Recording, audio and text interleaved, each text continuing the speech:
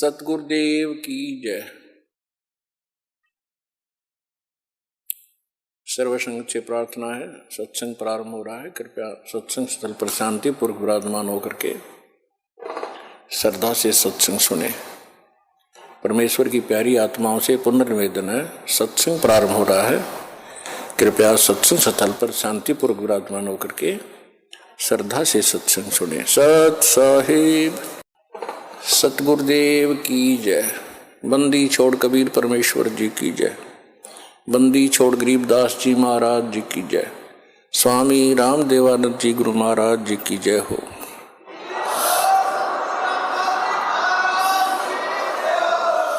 गरीब नमो नमो सतपुरुष को नमस्कार गुरु के नहीं।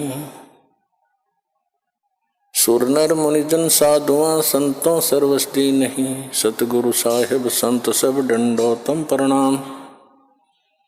आगे पीछे मध हुए तिनको जा कुर्बान। नराकार निर्विषम काल जाल वैभंजनम निर्लेपम निज निर्गुणम अकल अनुवेशंदनम सोहम सुरति समाप्तम। सकल समाना निर्तल उज्ज्वल हिरंबर हरदमं बेपरवा अथो है वार पार निमज्जतम। ग्रीव जो सुमर सिद्ध होई गणनायक गलता ना करो अनुग्रह सोई पारस पद परवाना। आदि गणेश बनाऊं गणनायक देवन देवा। चरण कमल लो लाऊं आदंत करूं सेवा। परम शक्ति संगीतम हृदय सिद्धि दाता सोई। अविगत गुण अतीतम सत्य पुरुष निर्मोही।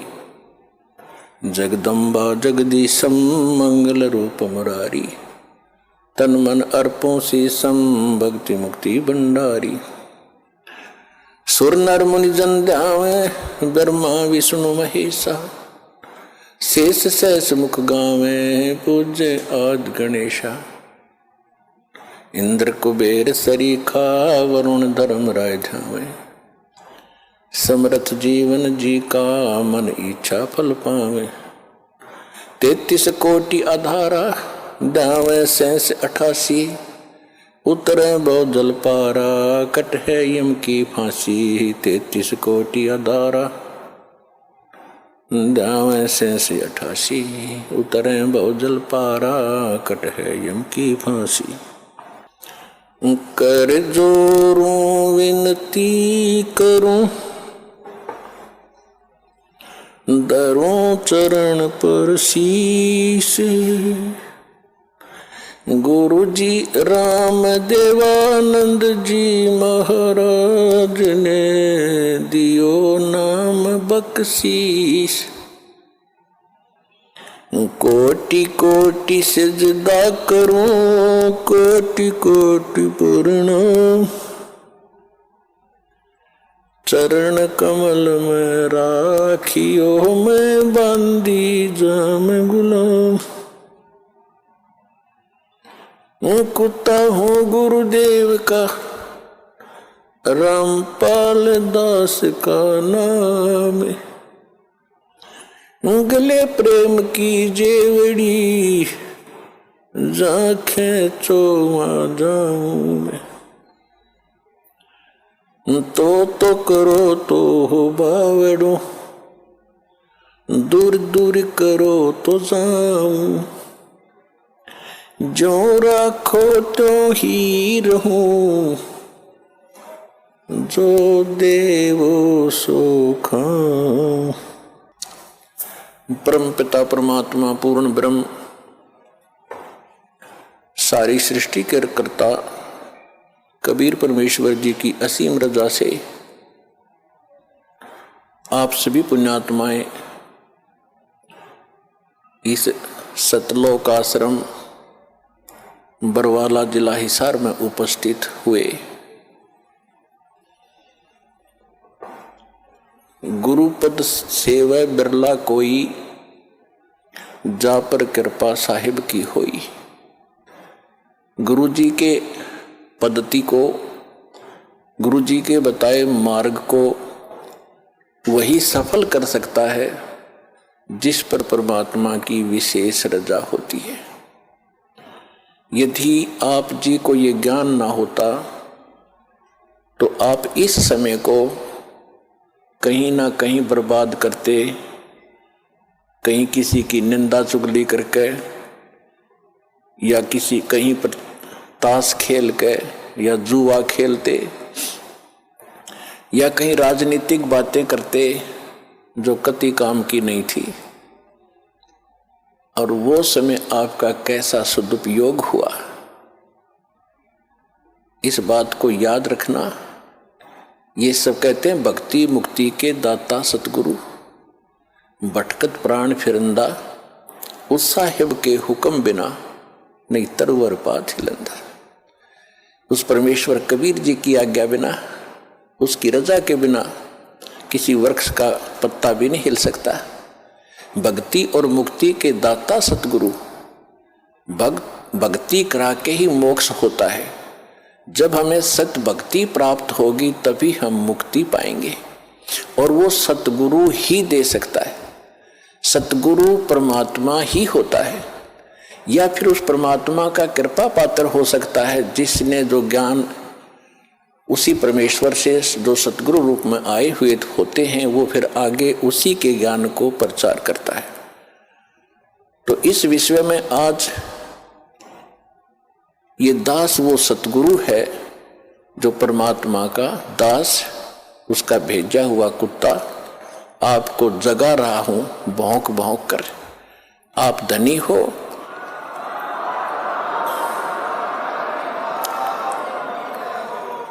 आप धनी हो, पिछले जन्म जन्मांतर के धनों बहुत है आपके पास, पुण्य धन। परमात्मा का भक्ति धन आपके पास बहुत ज्यादा है, और आप गफलत में सो रहे हो, चोर चोरी कर रहे हैं। वो कौन सी चोरी कर रहे हैं? आपको कहीं शराब पिलाकर ये मन और ये काल उस काल का एजेंट है। ये आपको ना जाने कहाँ सांग सिनेमा में ले जा करके वहाँ आपका समय व्यर्थ कराता है, और कहीं इधर झूठी भक्ति करवा के आपकी भक्ति धन का नाश करवाता है। किसी को आशीर्वाद देते हो, किसी को बद्दुआ देते हो, तो ये आपके भक्ति धन की चोरी हो रही थी। अब ये दास आपको भौंक रहा है गली गली में। पहले गांव गांव में गली गली में गए, प्रचार ज्यादा बढ़ गया तो फिर परमात्मा की वही आवाज इस दास के, उसके कुत्ते की CD DVD मेमोरी कार्ड बना के आप तक पहुंचाया। आप जाग गए, जो जग गए उनका चोर भाग गए, और जो अभी सोए पड़े हैं उनका चोर चोरी कर रहे हैं, उनको भी हमारा उद्देश्य है जगाएंगे, बार बार आवाज लगाएंगे। कभी तो वो कुंभकर्ण की नींद को त्यागेंगे, भक्ति में लागेंगे। वो भी आपके भाई बहन हैं जो अभी बिछड़े हुए हैं, उनको भी जगाना है। तो आज जो सतगुरु, भक्ति मुक्ति के दाता सतगुरु और भटकत प्राणी फिरंदा, उस साहिब के हुक्म बिना नहीं तरवर पात हिलंदा।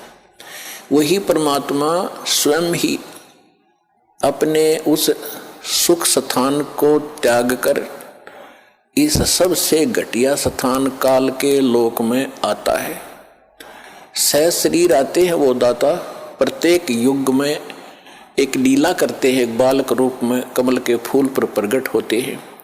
कुंवारी गायों से उनके बचपन की परवरिश होती है, और फिर बड़े होकर के वो परमात्मा एक आम नागरिक की भी, अच्छे नागरिक की भूमिका करते हैं और सतगुरु की भूमिका भी करते हैं। और फिर उसके अतिरिक्त दूसरी स्थिति में वो कभी भी प्रकट हो जाते हैं किसी स्थान पर, कोई साधु संत रूप बना के। कलयुग के अंदर विशेषकर वो जिंदा महात्मा के रूप में ही प्रकट हुए हैं और अच्छी आत्माओं को मिलते हैं। ये वेदों से भी आपको प्रमाणित कर दिया कि परमात्मा सतलोक में रहता है, और वहां एक सिंहासन पर विराजमान है, तख्त पर। असंग ब्रह्मांड के कंट्रोलर के तख्त यानी सिंहासन पर, राजगद्दी पर मालिक बैठे हैं। वो महाराज हैं, वो भगवान हैं। और यहाँ छोटे मोटे टुकड़ों के जो राजा बने बैठे हैं, ये लोक भी नकली, ये राजा भी नकली। इनका अपना अस्तित्व नहीं, कब मर जाए, कब इनका विनाश हो जाए, कहाँ क्या बीमारी हो जाए। तो एक ही भगवान, वही शक्ति, वही मालिक है, वही सतगुरु है और वही वास्तव में महाराजा है। तो महाराजा की तरह वो परमात्मा सतलोक में विराजमान है। तो वो परमात्मा यहाँ जब आते हैं एक अच्छे नागरिक का रोल भी करते हैं, सतगुरु का रोल भी करते हैं, भूमिका करते हैं वो। और दूसरी स्थिति में वो परमात्मा अच्छी आत्माओं को मिलते हैं, वहाँ से सहशरीर आते हैं जिंदा महात्मा के रूप में, सबको अच्छी आत्माओं को मिलते हैं, उनको अपने से परिचित कराते हैं। फिर वो पुण्यात्माएं भी परमात्मा की महिमा आंखों देखकर आपको सुनाते हैं। लेकिन सबसे बड़ी हमारे अंदर एक कमी रही, जो हम परमात्मा को नहीं पहचान सके, ना उन महापुरुषों की उन वाणी को हम समझ सके जिन्होंने अपने अमृत वाणी में एफिडेविट देकर गए, वो भगवान के विटनेस बने, गवाह बने। हम नहीं समझ सके क्योंकि हम अशिक्षित थे। हमारे पूर्वज जो थे वो श्रद्धालु गणे थे, विश्वासी बहुत थे, क्योंकि जो आत्मा अच्छी होती हैं वो विश्वास प्रत्येक पर कर लेती हैं। और परमात्मा ने आपको शिक्षा इसलिए नहीं दी पहले समय में, यह शिक्षा हमारी सबसे दुश्मन है। यदि हम शिक्षा प्राप्त करके परमात्मा की खोज नहीं करते हैं तो यह शिक्षा व्यर्थ है। इस शिक्षा ने हमें अहंकारी बना दिया और मर्यादाहीन बना दिया, माया का अधीन बना दिया, माया ही जोड़ना एक उद्देश्य मान लिया। कोई भी बच्चा शिक्षा ग्रहण करने के लिए घर से चलता है, उसका उद्देश्य यही होता है, बड़ा अफसर बनूं, घनी कमाई करूं, 2 नंबर की घनी करूं। वो कौन सी ट्रेनिंग है जिसमें तनख्वाह से अतिरिक्त और मिलती है, रिश्वत घनी। IAS बनूं, IPS बनूं, मंत्री बनूं, MLA बनूं, मुख्यमंत्री बनूं, घने माया जोड़ूं। तो क्या मनुष्य जीवन का यही काम था? ये कार्य तो एक गोबर का भूंड करता है, गोबर का भूंड। अगर हमने यही काम के लिए मनुष्य जीवन पाया है तो गोबर का भूंड कैसा होता है? खेतों में पशु गोबर करते हैं और उसको भूंड होते हैं, छोटे छोटे जीव होते हैं, और वो क्या करते हैं, उस गोबर को निकालते हैं, उसमें से उसके गोली बनाते हैं, गोले छोटे छोटे, और उसको धका के उसको रोल करके अपने बिल में भर लेते हैं। उस बिल को गहरा बनाते रहते हैं मिट्टी से खोद खोद के, और उसको गोबर को ठोक लेते हैं, गरोले बना बना के वो गोबर खाते हैं। तो वो व्यक्ति, वो प्राणी वही होते हैं जो मनुष्य जीवन में माया जोड़ जोड़ जोड़ जोड़ कर बैंक भर ले, कोठी बना दे, बंगले बना ले। फिर वो क्या करते हैं, वो हमने देखा कई बार। हम क्योंकि दास का जन्म किसान परिवार में हुआ, खेतों में जाना पड़ता था, पाली भी गए कई बार पशुओं को साथ के साथ। तो वो दोनों पति पत्नी भूंड गोबर को इकट्ठा करते हैं, अच्छा मोटा गोला बनाकर उसका, और फिर उसको दोनों धका कर ले जाते हैं, एक आगे से एक पीछे से, और मंडे रहे इतने गो पूरा ना खत्म कर लें, कहीं और ना ले जा और कम पड़ जा। और कभी कभी भैंस या गाय के पैर के नीचे आके वो दोनों ही मर जाते थे, वो गोबर दरा दरा रह जाता, इकट्ठा करा करा बिल में। तो यदि हम मनुष्य जीवन पाकर भी इससे काम लगे हैं, ये मंत्रियों के आप सुनते हो कि क्या इनके कैसी लीलाएं आप सुन रहे हो, किसी पर इतने घोटाले का आरोप है, किसी ने इतने पैसे इकट्ठे कर लिए, और ऐसे ये मंत्री, मुख्यमंत्री, प्रधानमंत्री, कोई हेलीकॉप्टर के उससे दुर्घटना से मर गए, कोई बीमारी से, कोई किसी और हादसे में मारे गए। वो गोबर जो इकट्ठा कराया था सारे जीवन में, वो धन वो यहीं रह गया, कोई ना जाने कौन बरतेगा। और वो भाई की तरह गधा बनकर जिस जिस से वो पैसे ले रखे थे सबके पूरे करेगा, रोएगा असंग जन्मों तक। तुमने उस दरगाह का मैल नहीं देखा और धर्मराज के तिल तिल का लेखा। तो इसलिए परमात्मा यहाँ आकर के हमें जगाते हैं, समझाते हैं कि बोली आत्मा, यदि परमात्मा की भक्ति नहीं करते हो और बाकी तुम ये इसी काम लगे हुए हो तो ये मनुष्य जीवन वाला काम नहीं कर रहे, गोबर के भूंड का काम कर रहे हो। अब बात चली थी शिक्षा के ऊपर कि पहले आप देख रहे हो, दास भी देख रहा, घना लंबा समय नहीं हुआ है। सन 1951 में दास का जन्म हुआ। सन 60 के बाद ऐसा समझण जोगा हुआ, जो बातें आज याद आ रही हैं उसमें क्या प्रक्रिया और कैसे लोग थे। अब इस ज्ञान की रोशनी से उनकी पहचान हो रही है कि पहले शिक्षा कती नहीं थी। पिता पढ़े नहीं, चाचा पढ़ा नहीं, ताऊ पढ़ा नहीं, कोई कुंबा और पढ़ा नहीं। पहले का हमारे से पढ़ाई शुरू हुई थी, उसमें बहनों की बेटियों की पढ़ाई नहीं कराते थे। तो उसमें कितनी शांति थी, कितना एक आचरण अच्छा था, कितना प्यार था और कैसा एक दूसरे की शर्म लिहाज होती थी। बड़ा व्यक्ति चाहे किसी भी दूसरे गांव के दूसरे कोने का भी क्यों ना होता, अगर बच्चे थोड़ी बहुत शरारत कर रहे होते तो उसको देखते ही बंद हो जाते, भाई ताऊ आ गया। अरीब अब ताऊ चाहे कितना घूमो, गुटी लाकर गलियां बैठे रहे और कितना व्यवहार बिगड़ गया। माया माया चाहिए, ना भाई बहन का प्यार, ना किते रिश्तेदारी में लगाव रहा। विवाह पीछे होता है और मुकदमा कोर्ट में पहले जा लेता है। हद होगी भाई, इसी जीवन में अपने लफड़े में जीवन बर्बाद कर जाओगे। इसलिए परमात्मा आपको याद दिला रहे हैं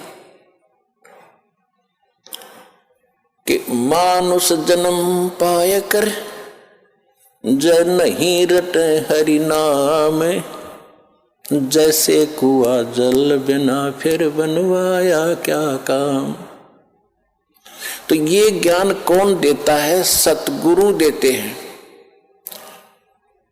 और वो सतगुरु कैसी लीला करते हैं? कबीर भगवान जब स्वयं आते हैं, अच्छी आत्माओं को मिलते हैं, उनको सतलोक ले जाते हैं, फिर वापस छोड़ते हैं, फिर अपने से परिचित करा के और सबको ज्ञान सुनाते हैं। लेकिन उन महापुरुषों के उन गूढ़ रहस्यों को, क्योंकि परमात्मा ने कहा था कि तुम कितना ही कुछ कर लो ये मानेंगे नहीं, क्योंकि इनको ज्ञान ही नहीं है।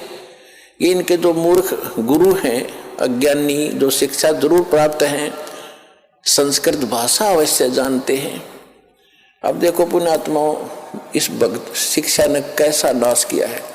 ये हमारे धर्मगुरु जितने भी थे, ब्राह्मण लोग थे, इनको ही शिक्षा ग्रहण करने का अधिकार था। और शिक्षा किस लिए ग्रहण करने का अधिकार दिया था कि तुम सदग्रंथों को पढ़ो, उनको समझो, वो संस्कृत भाषा में, और फिर हमें बताओ, हम धर्म कर्म ठीक करें, अपना कल्याण करवा लें। और गीता में भी ऐसा लिखा है कि जो विद्वान लोग हैं, वो विद्वान लोग सदग्रंथों को पढ़कर अविद्वानों को सुनाए। अविद्वान माने, क्योंकि ये विद्वान मानते हैं जिसने शिक्षा है, अक्षर ज्ञान है, और अविद्वान कहते हैं जिसने अक्षर ज्ञान नहीं है, उनको सुनाओ। और यदि अविद्वान यानी अनपढ़, अक्षर रहित, वो अगर विद्वानों की बातों को सुनकर उनके अनुसार आचरण कर लेते हैं तो उनका मोक्ष हो जाएगा। बिल्कुल सही है, पढ़ना जरूरी नहीं था। तो इसलिए परमात्मा ने शिक्षा की आवश्यकता नहीं समझी, क्योंकि वो समय नहीं था पार करने का तुम्हें। अब समय अब आया है। तो उस समय वो जो शिक्षा ग्रहण करते थे ब्राह्मण लोग, ये केवल माया जोड़ना उद्देश्य रखते थे। और काशी विद्यापीठ बनारस में जो बच्चा पढ़कर आता था ब्राह्मण का, उसकी बड़ी महिमा होती थी और उसी से सभी अपने धार्मिक अनुष्ठान कराया करते थे, अच्छी दक्षिणा देते थे कि बड़ा अच्छा सदग्रंथों का ज्ञाता। तो उन धर्म गुरुओं का एक उद्देश्य बन गया कि माया घनी कैसे बने। इन्होंने माया इकट्ठा करना ही उद्देश्य मान लिया। एक कड़ौली गांव है खरखोदा तहसील के अंदर, सोनीपत जिले में। कड़ौली गांव का एक जाट था, निश्चल दास नाम था उसका, किसान का लड़का था। उसने जब वो समझण जोगा हुआ 10-12 वर्ष का, तो उसके मन में प्रेरणा हुई कि भी हमारे जितने भी सदग्रंथ, वेद, गीता, पुराण जो भी हैं, ये सारे संस्कृत भाषा में हैं और मैं संस्कृत भाषा पढ़ूं। और ये और जो धर्म गुरु हैं ये तो स्वार्थवश इनको पैसे लेते हैं और अटपट में लगा रखा है। मैं सदग्रंथों को पढ़ूंगा, वास्तविक ज्ञान करा करके फिर सच्चा ज्ञान लोगों को बांटूंगा फ्री में। तो इस उद्देश्य से उसने बनारस काशी विद्यापीठ में प्रवेश पाना चाहा शिक्षार्थ। तो उसके सामने एक समस्या आ गई कि वहां केवल ब्राह्मण के लोग बच्चों को ही, ब्राह्मणों के बच्चों को ही प्रवेश मिलता था। उसके लिए गांव से नंबरदार होते थे, सरपंच नहीं होते थे, उनसे लिखवा कर ले जाना पड़ता था कि इस गांव का ब्राह्मण का पुत्र है, उसको प्रवेश मिलता था। तो उसने एक नंबरदार ऐसे ही अशिक्षित होते थे, उसने आप पे लिख लिया कि ये निश्चलदार पुत्र फलाना गांव कड़ौली और ब्राह्मण का बेटा है। उसके दस्तखत करा लिए, वो प्रवेश पा लिया। प्रत्येक कक्षा में, प्रत्येक वर्ष सबसे टॉप में आवे, संस्कृत भाषा सीख ली, बहुत अच्छा। जब शिक्षा पूर्ण करके वो चलने लगा तो जो प्रिंसिपल था वहां का, बनारस का जो ब्राह्मण प्रिंसिपल था, यानी मुख्य अध्यापक था, शिक्षक था, उसकी एक कन्या विवाह के योग्य थी, युवती थी। उसने क्या सोचा कि इतना इंटेलिजेंट बालक है, इसने संस्कृत बहुत अच्छा सीखा है, ग्रंथों को भी खूब अच्छा पढ़ा है, और ये जहां भी जाएगा इसकी वाह वाह हो जाएगी और तेरी बेटी सुखी रहेगी, यू घना धन इकट्ठा करेगा। इसलिए उसने मन बना लिया कि इस बच्चे से अपनी बेटी को ब्याह दूं, विवाह कर दूं। जब वो निश्चल दास गया उसके पास, प्राचार्य के पास, प्रिंसिपल के पास, कि हे गुरुदेव, आपकी कृपा से आपका बच्चा अपनी शिक्षा पूर्ण करके अब सेवार्थ जा रहा है, मुझे आशीर्वाद दो, मैं सफल हूं जिस उद्देश्य को लेकर आया हूं। तो उसने कहा कि बेटा फिर गुरु को कुछ दक्षिणा भी देते हैं, दक्षिणा दे। दक्षिणा लो जी, मेरे पास क्या है, मतलब लगा कि वचनबद्ध हो जा। अच्छा जी, वचनबद्ध हो जा, मैं अपनी लड़की का विवाह तेरे से करना चाहता हूं, तुझे करना पड़ेगा। अब यहां फंस गया निश्चल दास धर्म संकट में, क्योंकि ब्राह्मण लोग अन्य जाति से विवाह नहीं करते थे अपनी बच्चियों, बेटा बेटियों का। अगर ऐसा उनको पता चल जाए तो वो हंगामा खड़ा कर देते। तो उसने सोचा ये घर अगर ऐसा हो गया तो गांव में ही विरोध होगा, फिर ये पूरा ग्रुप मेरा विरोध करेगा और बात बिगड़ जाएगी, और मैं गृहस्थ आश्रम अपनाना नहीं चाहता। फिर उसने बताया, गुरुदेव चाहे मुझे सजा देना और चाहे कुछ भी कहना, मैं एक सच्ची बात बताता हूं, मैं ब्राह्मण नहीं हूं, मैं जाट का लड़का हूं, कड़ौली मेरा गांव है, आप पता कर सकते हो। मैं इस उद्देश्य से आया था कि मैं इस ज्ञान को फ्री बांटूंगा, ये ब्राह्मण लोग इसका मूल्य ले रहे हैं, मैं वो मूल्य नहीं लेना चाहता। तो इतना गुस्सा कर गया वो ब्राह्मण प्रिंसिपल, कहने लगा तो दुष्ट, तूने धर्म भ्रष्ट कर दिया, ये कर दिया, तेरी हिम्मत कैसे बन गई, यहाँ धोखा दे के हमारा ज्ञान चुरा लिया। अब वेद और गीता को तो ये रजिस्ट्री करा रहे थे, अपना नाम बै करा रखी थी नकलियों ने। उस लड़के को कहा कि प्रतिज्ञा कर रखी है तूने? हाँ जी, कि तू कभी संस्कृत भाषा का प्रयोग नहीं करेगा और किसी संस्कृत भाषा में कोई प्रवचन नहीं करेगा, और जा सकता है। और तुझे श्राप दे दिया उसने कि तुझे प्रतिदिन एक बार 1 घंटा बुखार बना करेगा ताकि तेरी गलती तुझे सदा याद रहे। तो पुण्यात्माओं, देख उस दुष्ट आत्मा ने, अब ये ज्ञान की कमी, हम किसी को श्राप देते हैं क्योंकि पूर्व भक्ति का धन होता है, उसका श्राप भी फल जाता है। अब तो सारे नकली हो लिए, किसी श्राप फले ना किसी आशीर्वाद फले, खाली हैं सब। पहले अच्छे लोग होते थे, चाहे किसी जाति के थे, वो पिछले पुण्य कर्मों से परिपूर्ण होते थे, वो किसी को श्राप दे देते, उसको बुरा हो जाता, उसकी पूंजी खत्म होती। आशीर्वाद देते तो भी उनकी पूंजी चोरी होती, नष्ट होती कमाई। इस करके ये यही काल के जाल में उलट पुलट होकर यहीं फंस गए।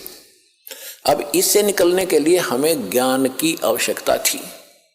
अब उस वहां से जो वो निश्चल दास जी आगे, अब उसके सामने समस्या होगी कि ज्ञान तो मैं प्रचार करूंगा लेकिन संस्कृत प्रयोग में नहीं करूंगा। उसने क्या किया कि फिर दादू पंथ, एक दादू साहब हुए हैं जिनको परमात्मा कबीर जी मिले थे। अब परमात्मा ने क्या किया है, वो अच्छी आत्माओं को मिलते हैं और उनको अपना कुछ झलक देते हैं जिसको ये दिखता है कि ये तेरे अनुकूल चलेगा। तो दादू जी को परमात्मा मिले, आंखों देखकर आए, और फिर दादू साहब ने कबीर भगवान की बहुत महिमा गाई। लेकिन दादू जी को परमात्मा ने पूर्ण ज्ञान नहीं दिया। इसलिए नहीं दिया कि उस पंथ के लोग भी आज फिर वही गीत गा रहे होते जो आज हमने बताना था। लेकिन ये जरूर पक्का करवा दिया कि जो काशी में जो धाणक थे वो परमात्मा हैं, जो बनारस में आए हुए थे वो मेरे सतगुरु वही है। जिन मुझको निज नाम दिया सोए सतगुरु हमारे, दादू दूसरा कोई नहीं ये कबीर सिरजनहारे। उन्होंने एफिडेविट दे दिए, विटनेस बन गए कबीर भगवान के। लेकिन आगे चल के उस पंथ में कबीर साहब का नामो निशान नहीं है। दादू पंथ में दादू जी को पूर्ण परमात्मा, दादू जी का कोई जन्म नहीं हुआ, अपने आप प्रकट हुए। इस तरह वहां मिले थे, फलान हो गया था, उसकी माँ को आशीर्वाद दे दिया था एक संत ने। तो इस तरह करके वो दादू जी को ही खुदा बनाए बैठे हैं, वो कुछ भी बनाए रहो। फिर निश्चल दास जी ने वहां दीक्षा ली, दीक्षा लेकर के फिर संत वाणी में एक निश्चल ग्रंथ बनाया। लेकिन निश्चल दास के पास भी वो ज्ञान नहीं था। वेदों के ही अटपट कर रखी है उसने, जैसा वेद गीता उसने समझा संस्कृत में, उन्हीं को फिर संत वाणी में लिख रखा है, उसमें कुछ भी नहीं। मैंने उसको खूब पढ़ा और देखा।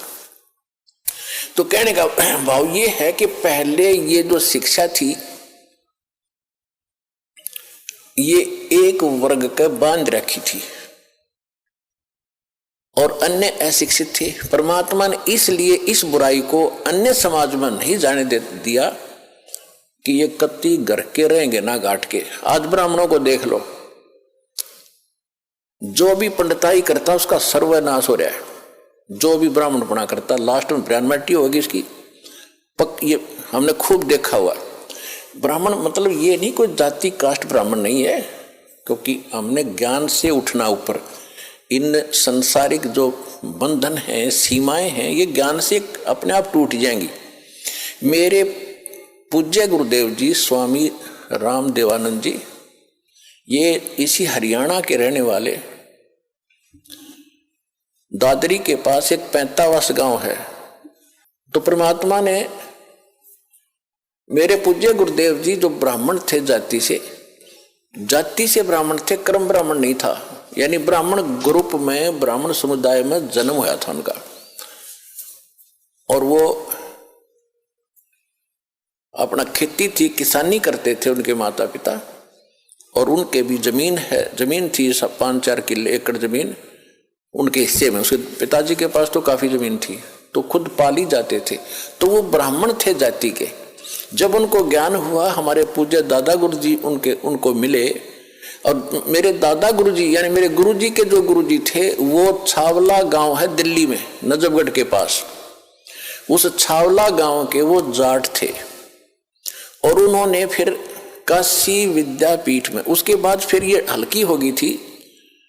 मतलब जैसे हमारे गुरुजी जो थे, हमारे दादा गुरुजी जाट थे, और हमारे दादा गुरुजी के जो गुरुजी थे वो भी ब्राह्मण थे, और वो काशी विद्यापीठ वो पढ़ नहीं सके, उसने उन बच्चे को अपना गोद लेकर यानी अपना शिष्य बना के सर्टिफिकेट बना के भेजा कि काशी विद्यापीठ में पढ़ का। तो हमारे दादा गुरुजी थे वो काशी विद्यापीठ में 4 विषय के आचार्य बन गए। और उसके बाद फिर मेरे दादा गुरुजी को पंडित चिदानंद नाम था उनका, चिदानंद जी महाराज, उनको पंडित चिदानंद जी कहा जाने लगा क्योंकि वो 4 विषय में के आचार्य बन गए, 4 विषय के, 4 सब्जेक्ट के। और उनका एक गांव है, उनका गांव गोपालपुर, तहसील खरखोदा, जिला सोनीपत। गांव गोपालपुर में एक आश्रम है छोटा सा, उस पे लिखा हुआ है पंडित चिदानंद आश्रम गोपालपुर। दास उसको देख कर आया है। तो कहने का भाव यह है कि हमारे दादा गुरुजी जाट होते हुए पंडित कहलाए और मेरे पूज्य गुरुदेव जी ब्राह्मण होते हुए वो ब्राह्मण नहीं एक संत कहलाए, स्वामी संत। तो ये जाति कर्म से है, अपनी जन्म जात से नहीं होती।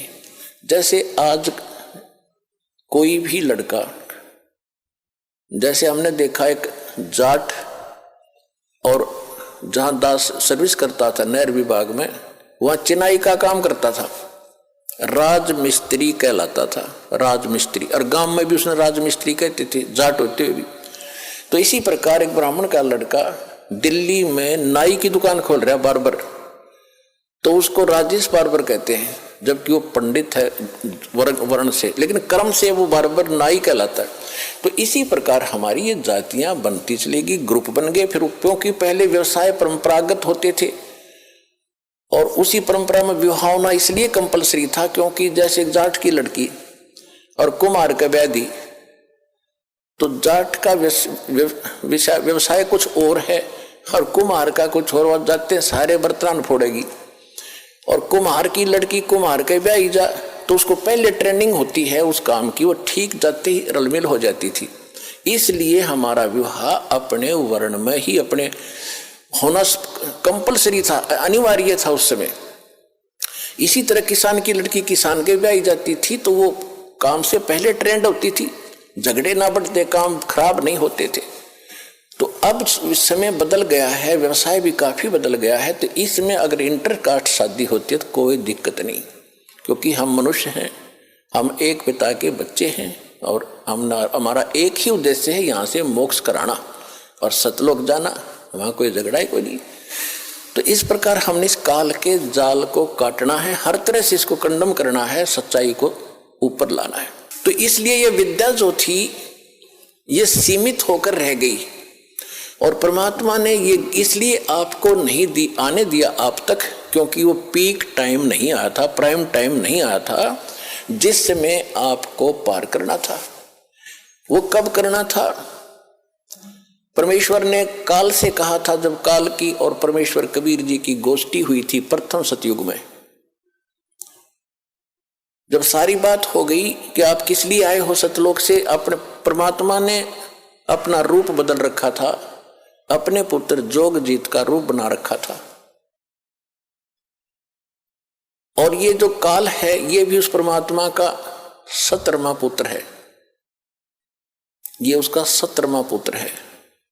और इसने वहां गलती कर दी थी जिस कारण से इसको निष्कासित कर दिया। हमने भी गलती की थी, जितने भी प्राणी, चींटी, हाथी, मकोड़े, कीड़े, पशु पक्षी, ब्रह्मा विष्णु महेश और हम राजे महाराजे, ये सभी वहीं रहते थे सतलोक में। एक जैसा वहां पर हमारा शरीर था, एक जैसा खान पान था, एक जैसा सुख था। तो हम अपनी गलती से इस कंगाल के साथ आ गए। यहाँ कुछ भी चीज पूरी नहीं, हर समय हर एक चीज का अभाव रहता है।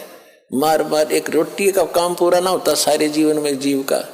पशुओं ने देख ले, उसके पीछे भाग रहा है उसको खाने के लिए, हिंसक पशु जैसे पशु हैं दूसरे शाकाहारी, वो सारा दिन घास चर चर के खाएं जार निकालें जार, खाएं जार निकालें जार, मर जाओ। क्या यही जीवन है? सतलोक में सारी सुविधाएं हैं, जो खाओगे वही बॉडी में ही हजम होता है, ना कोई टट्टी ना पेशाब, उसमें कुछ नहीं होता। ऐसा गजब का ना कोई अब सोता उठते आदमी फ्रेश होता है, फ्रेश होते सबसे पहले टट्टी मास दे है। तो यहाँ तो ऐसा ही रहेगा। तो वहाँ चलेंगे हम जहाँ सारा सुख है, इतना सुंदर चीज कभी व्यर्थ नहीं होते, वहाँ कोई बकवास नहीं आती, मन में दोष नहीं होता।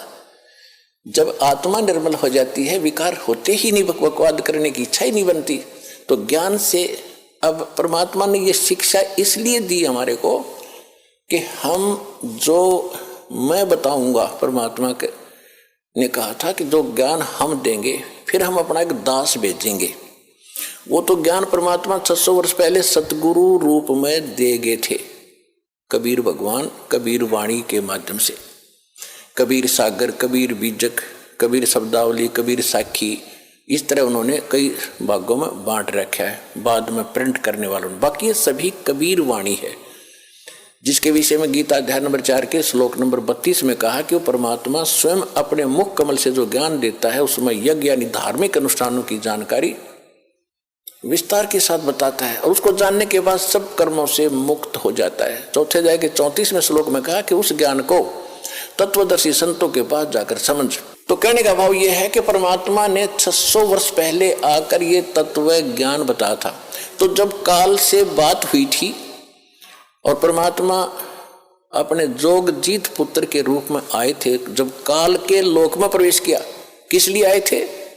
कि हमें दुखी देखा कि ये मेरे बच्चे वहाँ कितने सुखी थे, कोई दुख नहीं था, कोई मृत्यु नहीं, कोई कैंसर नहीं, कोई कोढ़ नहीं, कोई बीपी हाई ना लो होता था, ना कोई शुगर बीमारी थी, और ना इनको खाने का अभाव था, मजदूर बने फिरते।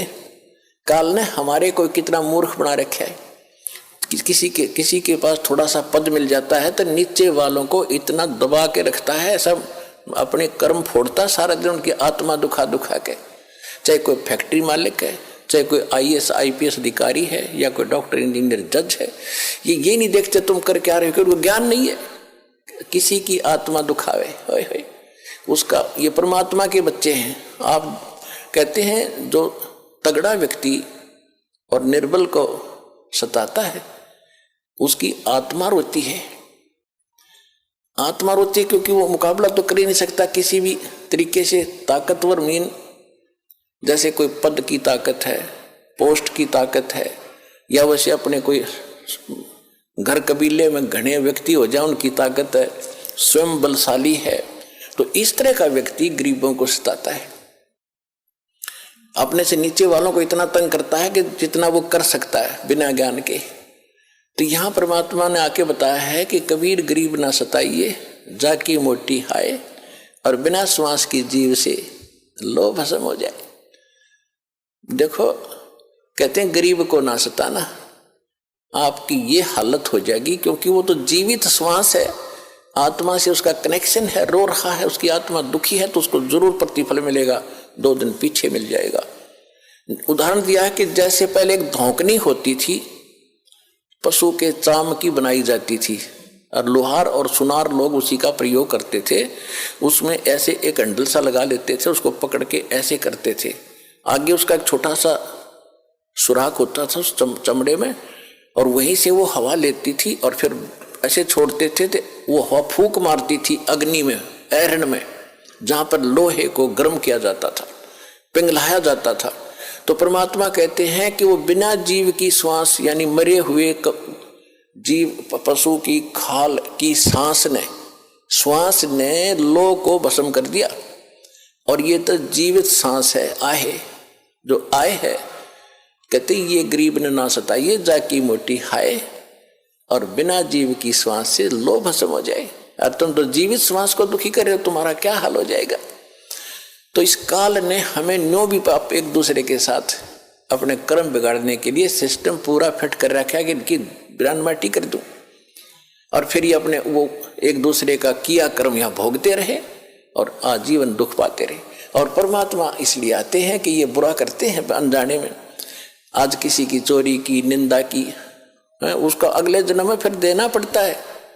कोई दामाद बनकर लेगा, बेटी भी लेगा, धन भी लेगा, और फिर मर जाएगा, और बेटी विधवा होगी, फिर उसके पालन पोषण में बच्चों के लगा रहेगा वो मूर्ख। तो ये तो यहाँ का की व्यवस्था है, इसको समझना पड़ेगा। और उसी को समझाने के लिए भगवान आए कि मेरे बच्चे देख कितने दुखी हो गए, इनको वहां कोई अभाव नहीं था। देख किसी अक्ल मारी गई इनकी। तो जिस माता पिता के बालक बिगड़ जाए किसी कारण से भी उसको चैन नहीं पड़ता। जब तक उसकी पार बसाओगे नो सोचेगा ये कभी सुधरे और वापस आ जा और फिर मैं सीने से लगा लूँ, इनको सारी संपत्ति दे दूं, मैंने क्या करना है। तो वो हमारा पिता है। हम गलत आदमी इस काल के आके फंस गए। ये गंदा आदमी है, ये कति झूठा कपटी हर तरह से हमें मूर्ख बनाकर यहाँ पर फांस रहा है। इसको श्राप लगा 1 लाख मनुष्य शरीरधारी प्राणियों का आहार करने का। इसलिए हमें पाल रहा है, अपने स्वार्थवश सारी बुराइयां करवाता है।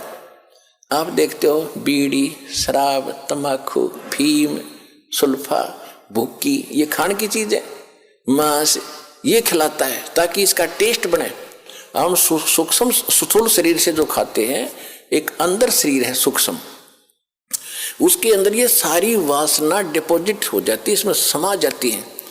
कुछ अधिक आहार तो लग जाता है शरीर के पोषण में, स्थूल के में शेष जो वासना है उसका टेस्ट होता है, वो अंदर जाता है, समाता है जीव के माध्यम से। और फिर इनको ये कवर तो ऊपर रह जाता है, यही छोड़ जाते हैं। सूक्ष्म शरीर जब जाता है मनुष्य का एजडित रहता है, जब तक दूसरे प्राणी में नहीं जाता ये सूक्ष्म शरीर एजडित होगा। तो ये तो ऐसा है जैसे सर्प कांचली छोड़ जाता है और सर्प अलग होता है। तो हम तो उस कांचली की क्रियाक्रम में लगे रहते हैं। यहाँ पर कभी गंगा ठा के ले जाएंगे, कभी कितब कर्म कराएंगे। वो सांप तो जा चुका है, वो तो है नहीं इसमें। तो उस जीव को फिर तपतशिला पर डालता है, वहां उनको बुरी तरह तड़फाता है। क्योंकि जिसने ज्यादा हुक्का पी रखा है, जिसने ज्यादा शराब पी रखी है, मांस खा रखा है और ज्यादा भूखी पी रखी है, कोई नशीली वस्तु है, क्यों वो टेस्ट है उसका, उस काल का, मन का, ये मन उसका एजेंट है। तो उनको ज्यादा समय तक उस तपतशिला पर जलना पड़ता है, वहां चटक मटक होते, हाहाकार मचती है। जिन्होंने थोड़ा ये बकवाद कर रखी होती है, वो थोड़े समय तक तपतशिला पर रहता है। तपत की टुकड़ी एक तवी है, तवा समझ लो, बड़ी ये तई होती है, बड़ी बड़ी रोटी बनाने की, इन पर रखते हैं भट्ठियों पर। इस तरह की बहुत बड़ी है पत्थर की, और उसमें अपने आप गर्म होती है, उसके फारेनहाइट का भी अंदाजा नहीं कितनी गर्म है।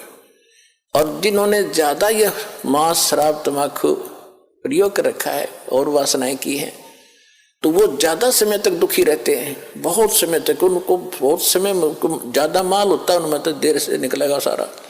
और जिन्हें कम कर रखे हो जल्दी फारग होकर गधे कुत्ते बनोगे, फिर जाना कहीं नहीं, रहना यहीं पर है। तो जहां पर ये तपतशिला पर जीव भुनने जा रहे थे, परमात्मा वहां आकर खड़े हुए अपने पुत्र जोगजीत का रूप बना के। उधर से काल ने पहले तो उन बच्चों को समझाया जो वहां दुखी हो रहे थे। वो पूछ रहे कि हे परमात्मा, परमात्मा के वहां पहुंचते ही कबीर भगवान के, उनकी सबकी जलन बंद होगी। वो भट्ठी न्योकी नो जल रही है, तो ये तो न्योकी नो गर्म ऐसे ही, और उनका कोई आंच नहीं। जैसे प्रहलाद भगत के आंच नहीं लगी भगवान की कृपा से। एक बिल्ली के बच्चे, एक कुम्हार ने आवा लगाया था। आवा लगाते थे मटके पकाने के लिए। कच्चे मटके में बिल्ली की आदत होती है कहीं से बच्चे उठाए कहीं रख दिए। उसने रातों रात एक मटके में बच्चे रख दिए।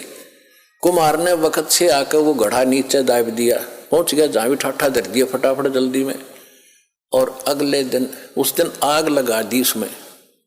फिर वो बिल्ली आई घूम फिर के आहार करके, तो उसके चारों तरफ रोए, हाहाकार मचा रखा, बच्चे म्याऊ म्याऊ करे। तो कुम्हारी बड़ी दयालु थी, भक्त सी भगवान की, पूर्व जन्म की। वो संस्कार देखो कैसे बिगड़ते हैं और कैसे बनते हैं। तो उस कुम्हारी को पता लग गया कि ये तो बिल्ली के बच्चे इसकी मटके में रह गए और अब हमारे वश से बाहर की बात हो गई।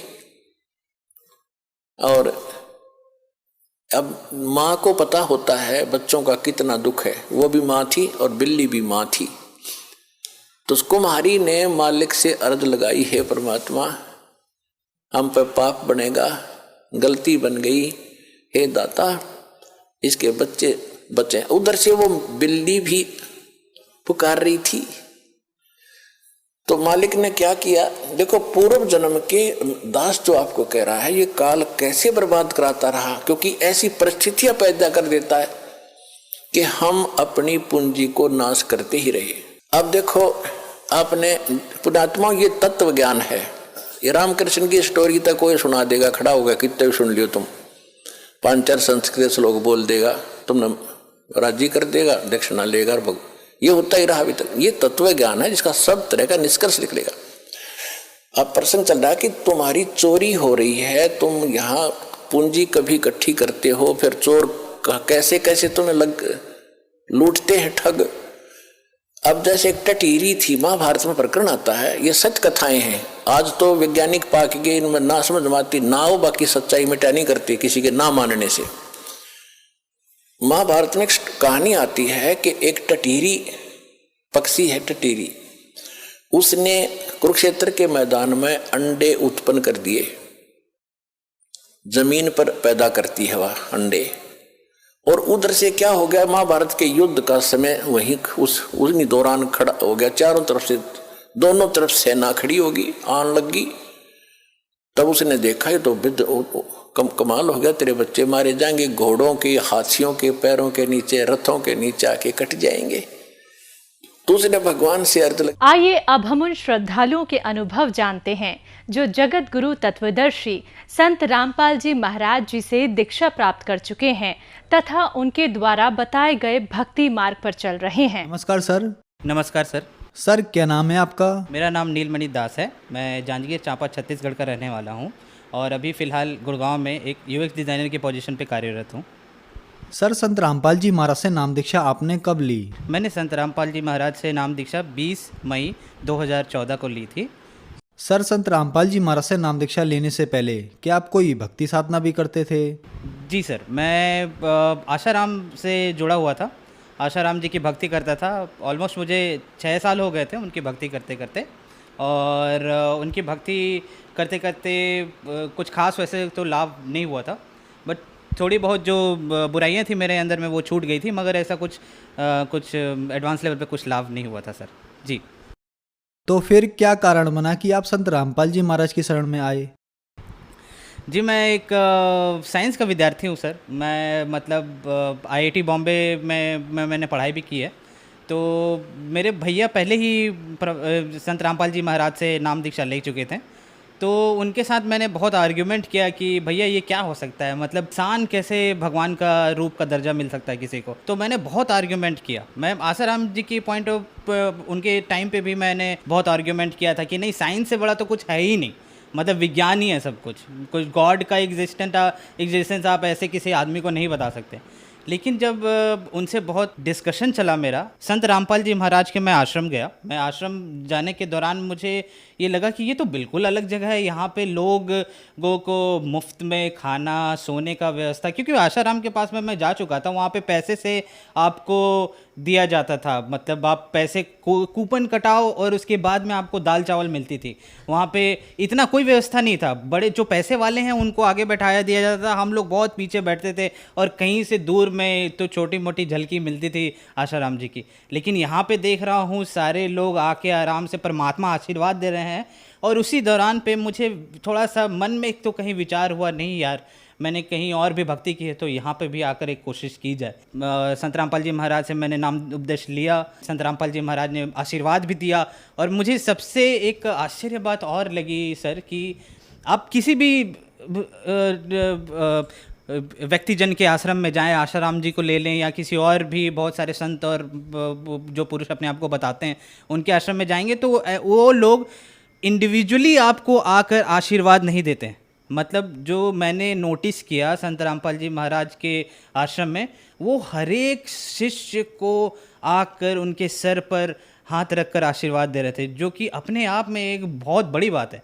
मतलब कौन से एक आप इतने बड़े पदवी पे पहुंच गए हो तो अपने आप को समझने लग जाते कि नहीं मैं तो आई एम गॉड।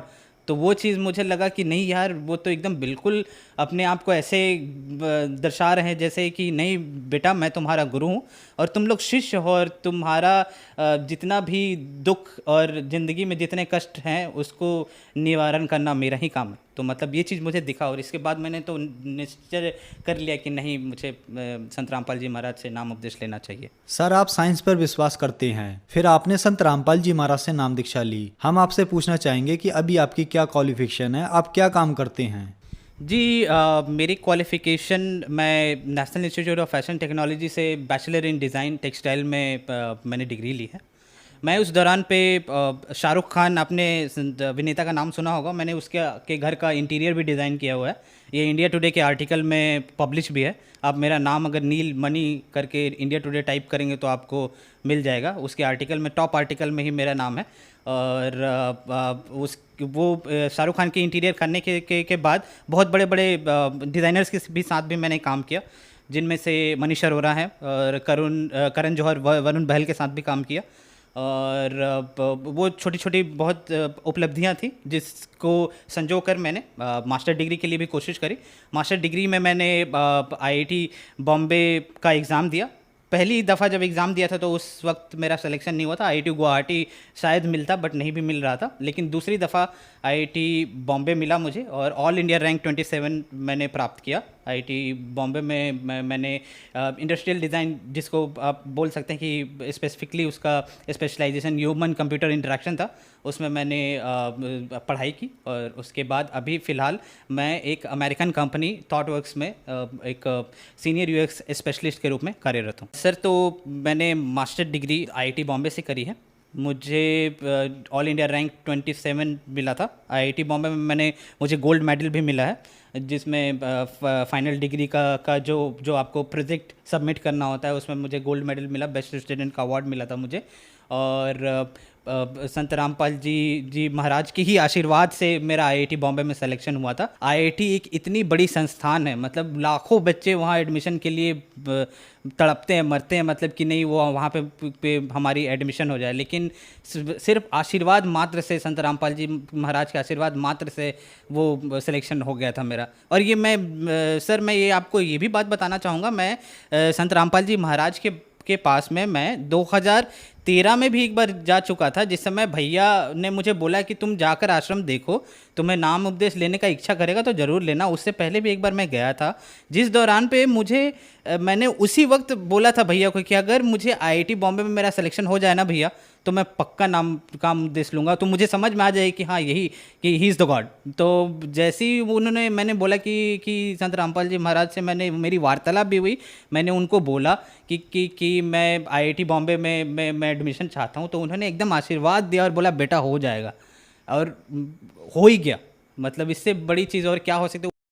नीलमणि जी, आपने आईआईटी मुंबई से अपनी पढ़ाई पूरी की है और आप गोल्ड मेडलिस्ट स्टूडेंट रहे हैं। संत रामपाल जी महाराज के बारे में ये कहा जाता है कि उनसे श्रद्धालु अंधश्रद्धा के तहत जुड़ते हैं। कम से कम आप जैसे लोग जो टॉप आईआईटी कॉलेज में गोल्ड मेडलिस्ट स्टूडेंट हैं, टॉप इंजीनियर्स, टॉप डॉक्टर्स जो संत रामपाल जी महाराज से जुड़ रहे हैं, आप लोगों को तो हम नहीं कह सकते कि आप लोग संत रामपाल जी महाराज से अंधश्रद्धा के तहत जुड़े हैं। तो क्या ये धारणा बनाई गई है या ये धारणा कहीं ना कहीं तक ठीक है? ये धारणा मुझे लगता है कि जब बरवाला कांड हुआ था उसके बाद में सोची समझी तहत एक साजिश थी। मतलब गवर्नमेंट ने बहुत अच्छे तरीके से प्री प्लान किया था मेरे ख्याल से कि संत रामपाल जी महाराज के जो अनुयायी हैं उनको ये बताया जाए कि अंधश्रद्धा से ये जुड़े हुए हैं, और उनके ज्ञान को भी अलग तरीके से पेश किया गया। बट मैं आपको बताता हूँ, आईआईटी के 70-80% स्टूडेंट को आप देख लेंगे वो एथीज़म की ओर जा रहे हैं। मतलब वो कंप्लीट एथिस्ट होते जा रहे हैं, उनको गॉड पे में यकीन ही नहीं है कि गॉड का एग्जिस्टेंस है। इसने इस पर्टिकुलर यूनिवर्स को किसने क्रिएट किया है। अरे भाई, आप बोलते हो कि ये गैलेक्सी इतना बड़ा है, मुझे दिखाई नहीं देता, अभी तक आप मानिए सर कि जितने सारे आपके फिलोसोफर हैं, जितने सारे आपके साइंटिस्ट हैं, इवन आप बोलिए ना तो जो आईआईटी से मास्टर डिग्री लेते हैं उनको आप एक जूनियर साइंटिस्ट भी बोल सकते हैं, और मैं एक जूनियर साइंटिस्ट भी हूँ। लेकिन आप जो छोटे छोटे जितने भी वहाँ पे स्टूडेंट हैं, आप उनसे जाकर आप ये पूछेंगे ना, उनका जो विश्वास है गॉड की ओर एक बिल्कुल भी बदल चुका है। मतलब लोग इतने ज़्यादा अंधविश्वास की ओर जा चुके हैं कि आपको यकीन नहीं होगा।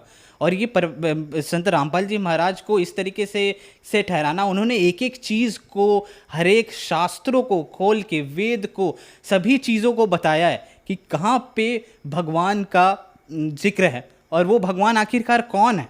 और हमें किस भगवान का पूजा करना चाहिए, किस तरीके से करना चाहिए और सही तरीके का गुरु कौन है, उन्होंने तो सिर्फ यही बताया। मेरे ख्याल से शायद ये चीज़ जितने भी और धर्म गुरु थे उनको पची नहीं होगी, क्योंकि उन्हें उनका जो व्यवस्था चल रहा है आजकल का, शायद हो सकता है कि जिस तरीके से ये ज्ञान प्रचार हो रहा था तो उनको लगता है कि शायद मेरा बंद हो सकता है, इसलिए उन्होंने इस तरीके का षड्यंत्र रचा। ये बिल्कुल, आप अगर खुद में पढ़े लिखे हैं, आपको साइंस पे विश्वास है, आप थोड़ा बहुत भी मेटाफिजिक्स या फिर आपको लगता है कि मैं अध्यात्म में बिलीव करता हूँ, तो आप किताबों को खोलिए, गीता को खोलिए, आप चारों वेद को खोलिए, पुराणों को खोलिए, जो संत रामपाल जी महाराज सत्संग में बताते हैं, सिर्फ आप उनको देखिए और समझने की कोशिश कीजिए, आपको बहुत परिवर्तन दिखेगा, आपको लगेगा कि एक्चुअल में सच्चाई क्या है।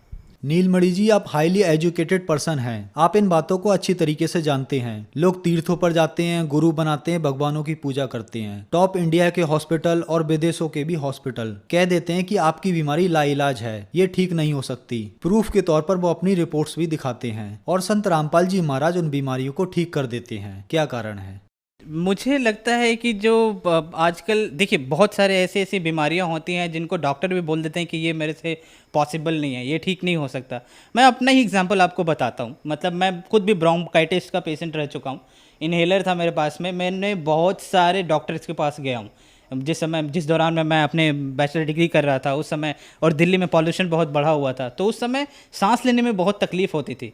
तो मुझे कहीं ना कहीं लगा, और भैया से भी मैंने पूछा कि क्या करना चाहिए। तो डॉक्टर के पास तो जा ही रहे थे, लेकिन मैंने सोचा एक बार अरदास लगा कर देखें संत रामपाल जी महाराज से क्या होगा। जब अरदास लगाई तो एकदम से गायब हो गया। आज की डेट में मैं बता रहा हूँ आपको कि मतलब ऐसे बीमारी छू मंतर हुई, जो डॉक्टर बोल रहे थे कि टाइम लगेगा, आपको इनहेलर ले लो और अलग अलग तरीके के टैबलेट्स दे रहे थे। आज जब संत रामपाल जी महाराज की इतनी दया हुई है कि मुझे तो दवाई हाथ लगाना ही नहीं पड़ता। संत रामपाल जी महाराज सिर्फ आपको मंत्र देते हैं, वो मंत्र और साधना को आप सही तरीके से जब करने लग जाएंगे तो ऑटोमेटिकली आपकी जो जितनी भी बीमारियां हैं धीरे धीरे करके ठीक हो जाएंगे। और मेरे बहुत सारे ऐसे मित्र हैं सर जो आईआईटी में पढ़े हैं, और वो भी मतलब ऐसे अगरबत्ती वगैरह दिखाते थे, और मैं साथ ही साथ मैं अपना नित्य नियम किया करता था संत रामपाल जी महाराज का। तो वो लोग, उनको आश्चर्य होता था कि ये कौन सी पूजा की विधि है जिसमें कुछ जलाना नहीं पड़ता, कुछ करना नहीं पड़ता, एक आपने बस जोत जला दिया है, उसके बाद में आप बस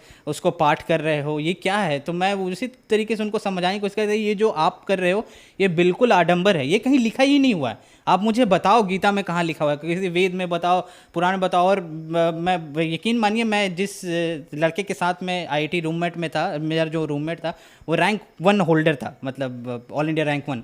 तो वो बहुत बड़ी बात होती है। मतलब ऐसे लोगों के भी लोगों में आपको इतनी अंधविश्वास दिखेगी ना, जो कि मतलब जिसको देखा समझा ही नहीं जा सकता। तो मैं कहूँगा कि कम से कम आप संत रामपाल जी महाराज की जो पूजा विधि साधना है उसको समझिए, और जो उन्होंने गीता और वेद शास्त्र पुराण में जो बताए हैं, कम से कम उनको फॉलो कीजिए, देखिए, सत्संग सुनिए, तो आपको समझ आ जाएगा।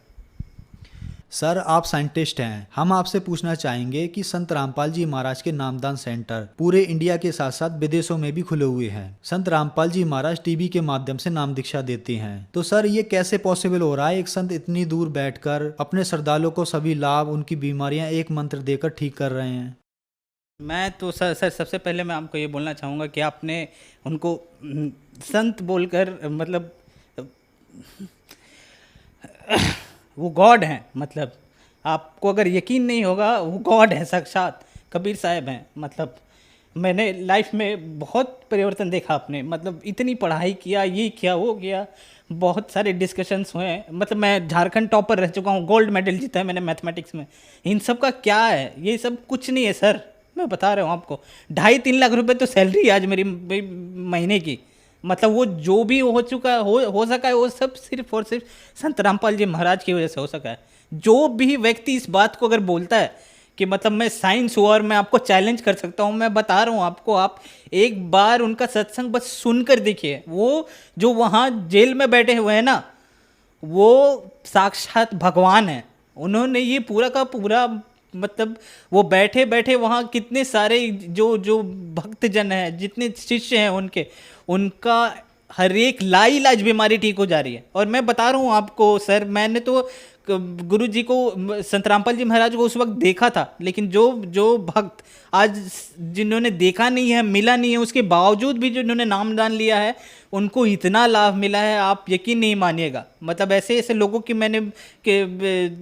शिष्यों की मैंने गाथा सुनी है, जिन्होंने बताया कि मेरा पथरी ठीक हो गया, मेरी ब्रोंकाइटिस थी वो ठीक हो गया, मुझे कैंसर का बीमारी था वो ठीक हो गया। ये सब सारी चीज़ें आप देखोगे तो आपको यकीन आ जाएगा कि ये संत नहीं है जिसको आप संत बोल रहे हैं। कबीर साहब भी इसी तरीके से आए थे, उनको भी इसी तरीके से डिस्कार्ड कर दिया गया था, अवॉइड कर दिया गया था। आप उत्तर प्रदेश में भी जाओगे तो मंदिरों के ऊपर में भी इस तरीके से मतलब उनका जिक्र किया था। उनको बस कवि के रूप में ही देखा जाता है, उनको एक भगवान का दर्जा दिया ही नहीं गया। मैं बोल रहा हूँ एक छात्र होने के नाते कि कम से कम आप उनको भगवान नहीं मानते तो कम से कम उनकी बातों को तो सुनो। आप न्यूटन का लॉ पढ़ते हो, आप किसी गैलीलियो की बातों को सुनते हो, उनको तो समझते हो ना, उनकी बातों को तो मानते हो। आइंस्टाइन ने जो बोला उनकी बातों को मानते हो ना कि E=mc² होता है, इसको मान लेता हूँ मैं। एक बार मान कर तो देखो कि संत रामपाल जी महाराज क्या बोल रहे हैं।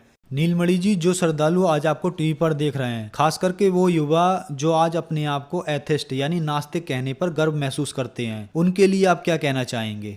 आजकल के बच्चों को क्या कहा जाए सर, मतलब उनका पता ही नहीं क्या फिलॉसफी हो गया है, क्या थॉट प्रोसेस हो गया है। भगवान पे विश्वास नहीं, शायद माता पिता का इज्जत करना भी भूल चुके हैं।